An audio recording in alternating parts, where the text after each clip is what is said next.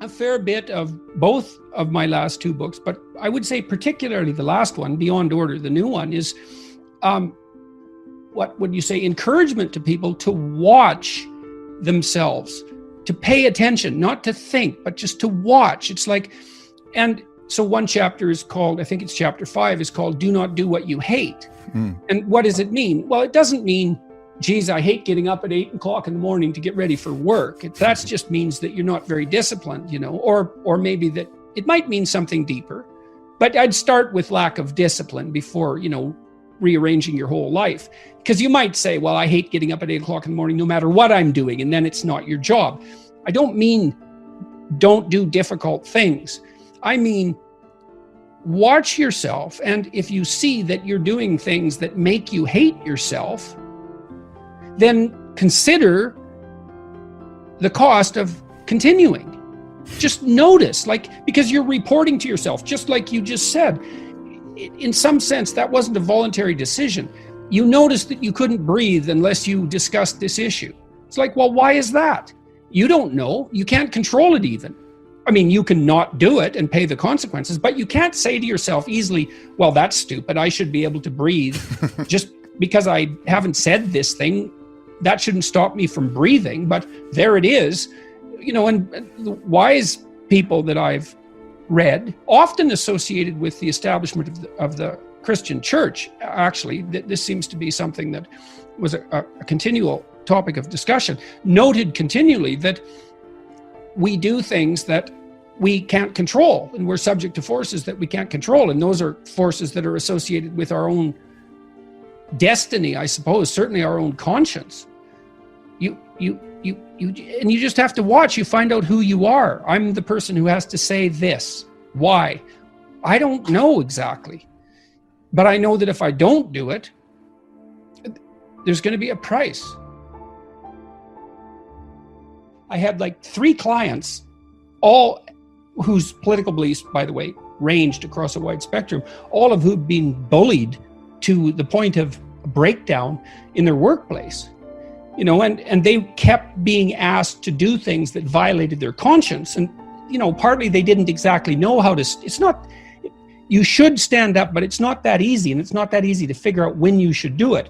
But you should do it when, if you're going along with something that violates your conscience, then you lessen yourself. You're starting to pay a big price then. And so at some point you have to think, and this is something I walked through with my clients all the time when they were trying to make a decision. Everyone looks at the costs of making a decision, but almost no one looks at the costs of not making the decision. And the reason for that is you're sitting there right now and the sky isn't falling on you. And so you're not calculating the costs of sitting there because nothing's happening. And then if you decided to do something different, you might calculate the costs of doing that, but you've already zeroed out the costs of inertia. But they aren't zero. There's no zero cost.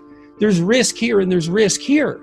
And you don't like that idea because you want security, and no bloody wonder. It's no wonder you want security. But when you're making a decision, you need to reawaken the costs of inertia. I mean, those are opportunity costs, let's say, something like that. There are ways they are formally considered, but just going along as you are when everything is changing around you is also a costly decision. And so if you know that, you think, well, there's danger here and there's danger here, then that, weirdly enough, that frees you up, because then you can pick the danger that you prefer.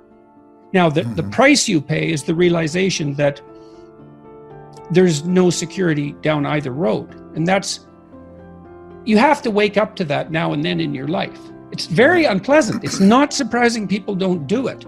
But again, the costs of failing to do it are worse. In chapter 11, which is do not allow yourself to become deceitful, arrogant, or resentful, it's kind of a summary chapter of everything I've ever written, I would say. I kind of outline the reasons why people become deceitful, arrogant, and resentful. And we have our reasons. It's in some sense, it's a miracle that it doesn't happen all the time. And so I say, well, here's the problem.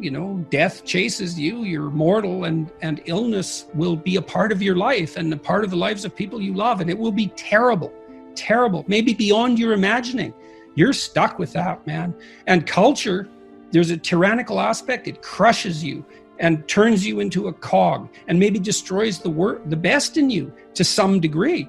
You're stuck with that. And then Christ, you're just a massive contradictions and trouble. You can't get yourself organized. You're doing all sorts of things you don't want to do and not doing the things you should do. And, putting obstacles in your path just so you can trip over them. Well, there's the landscape. Well, why would you turn to the dark side, let's say, in the face of that? It's like, no wonder, obviously. But it doesn't help. It seems to make everything worse. So, and it doesn't seem, if you're objecting to the fact that things are bad, it doesn't seem that making them worse is a tenable solution. It's an attractive solution at times because people think deeply. Oh, to hell with this. It's so awful that I'll just add to the misery out of spite. And man, if you don't see the compulsion of that argument, either you're not, I don't know, maybe you're fortunate. You're sheltered. Maybe you're saint-like. That would be good. But it and you see this in clinical practice all the time. Voluntary confrontation with what is threatening and unknown tends to be curative. And not always. There are mistakes people make. So for example, you often see these trauma teams rush in to talk to people just after, say, a mass shooting or some kind of terrorist attack. And it does not help people to have them review the trauma that they're currently experiencing.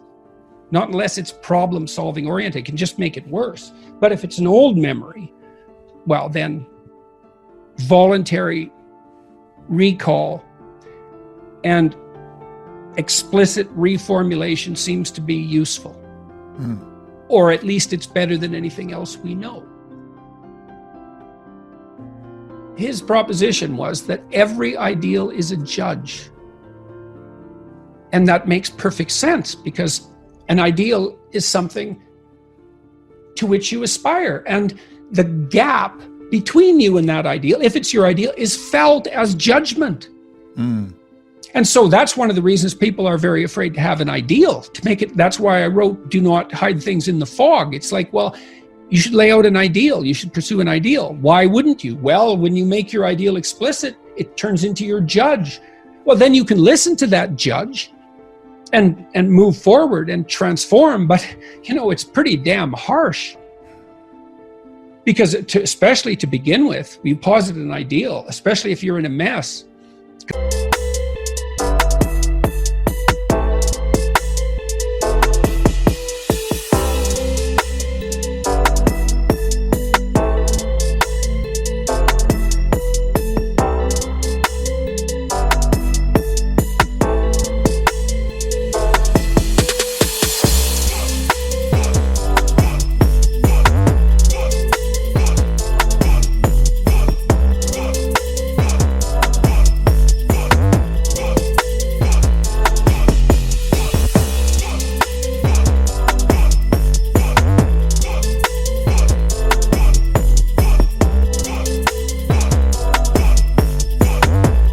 God, every bit of you is being judged as unworthy.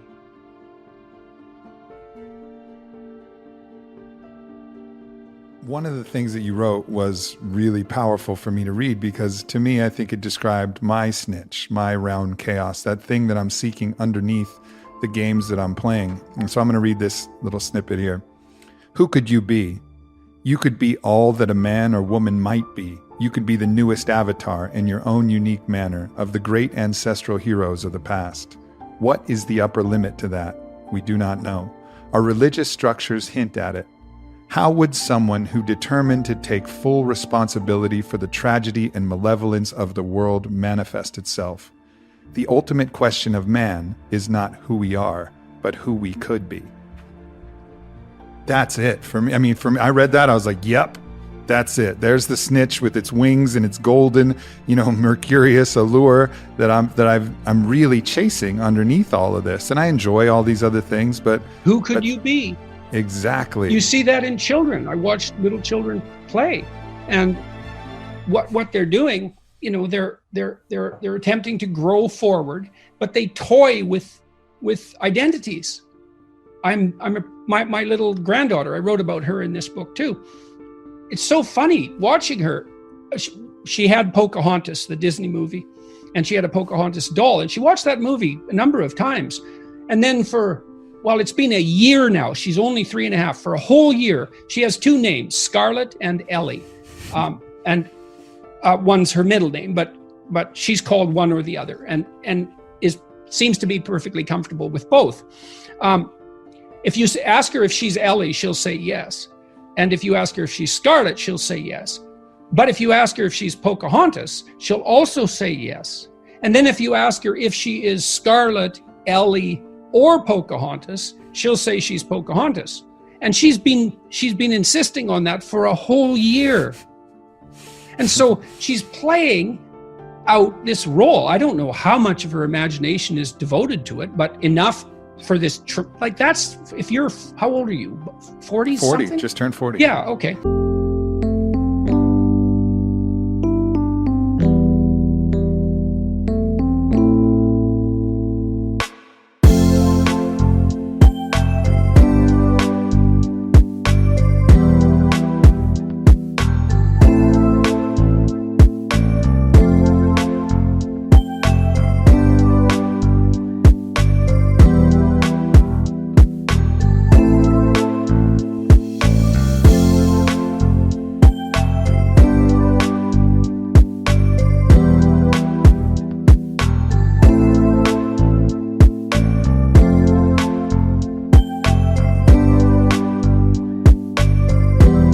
So, imagine that you had a fictional identity for 15 years. That's approximately the same relative length of time. And the kids, they weave up a fantasy world, and then they play out an identity in that.